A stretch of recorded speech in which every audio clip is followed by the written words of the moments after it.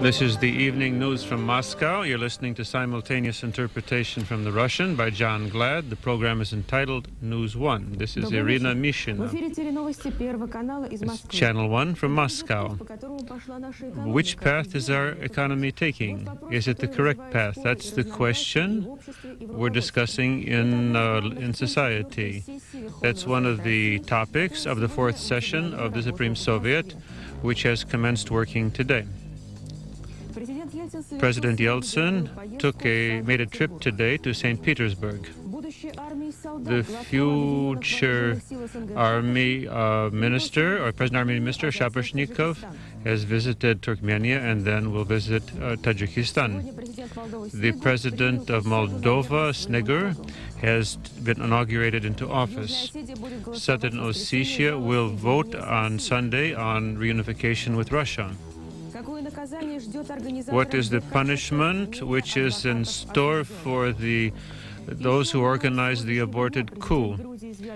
In Georgia, we have from their news that Gamsakhourdia has left Ijevan to go in the direction of Mineralные Vody.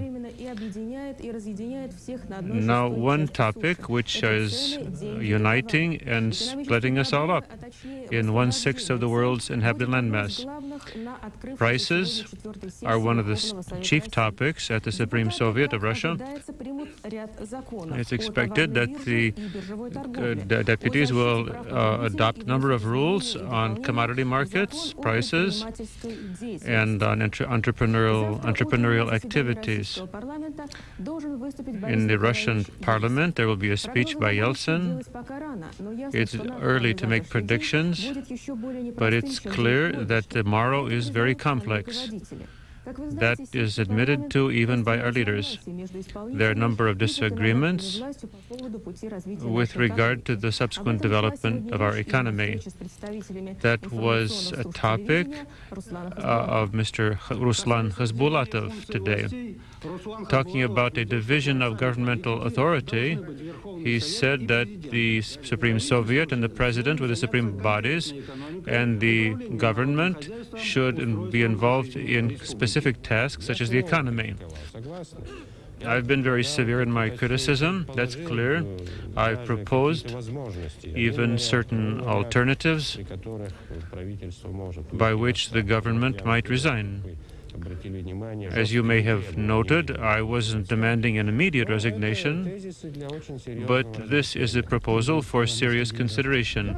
What's the work going to be like tomorrow in Parliament? I think we're going to work seriously and calmly on the first results, which we have already received.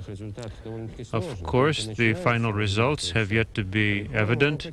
We're only beginning reforms, but there are certain tendencies which we can note.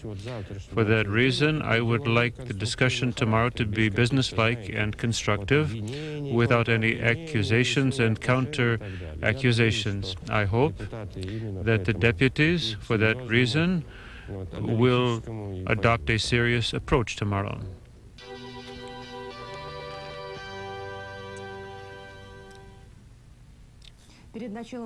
Before the beginning of the program, we got a report that Zviad Gamsakhourdia had left Yerevan. On the eve, he had expressed the desire to travel to Yerevan to meet with journalists, but he left without saying goodbye.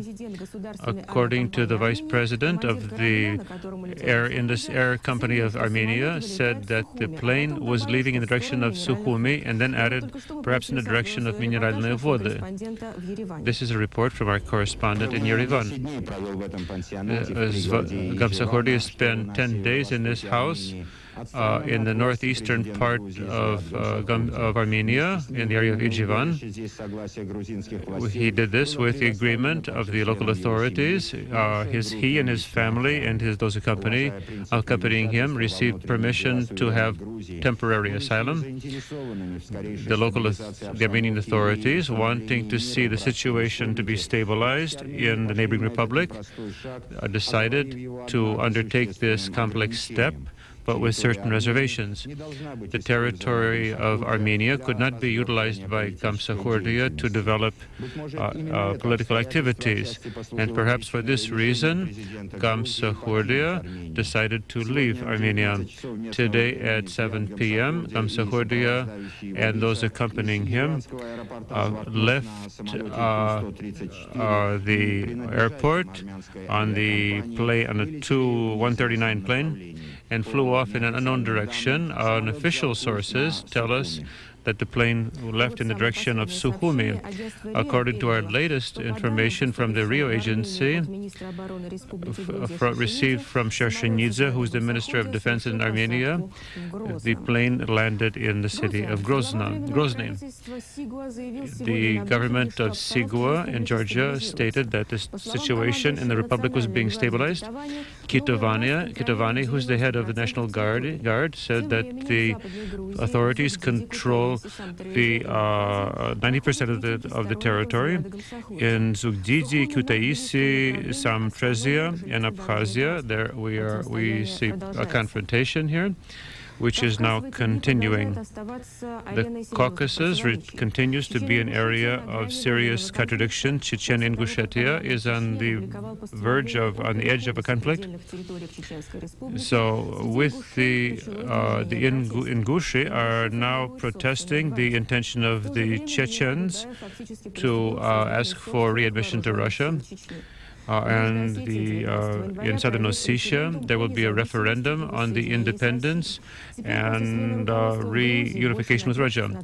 In Georgia, there is hope being expressed that the question will be resolved without blood. As of late, Sinfal was not being fired upon. That lends us hope with regard to the events in Southern Ossetia. But no matter how much we would like to be hopeful, there are other facts which testimony that the situation continues to be serious.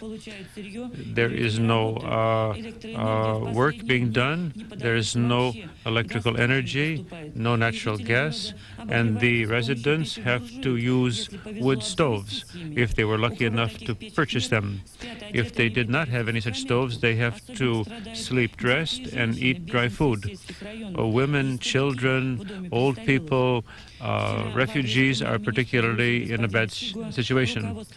Sigua said that he had sent a telegram to the leadership of Southern Ossetia with information on the energy blockade and likewise on armed attacks on the villages of Znaur, Dominisi, and Helche. These are attacks which took place last week. In the telegram, it is stated that dozens of buildings were destroyed, blown up. Perhaps the leadership of Georgia does not know about these criminal acts, which are depriving the population of Southern Ossetia of any hope for a return of peace and calm in this much suffering land. Today, Mr. Snegor, the president of Moldova, was inaugurated in office. After the official ceremony and the usual congratulations, Snegor gave a speech in Parliament.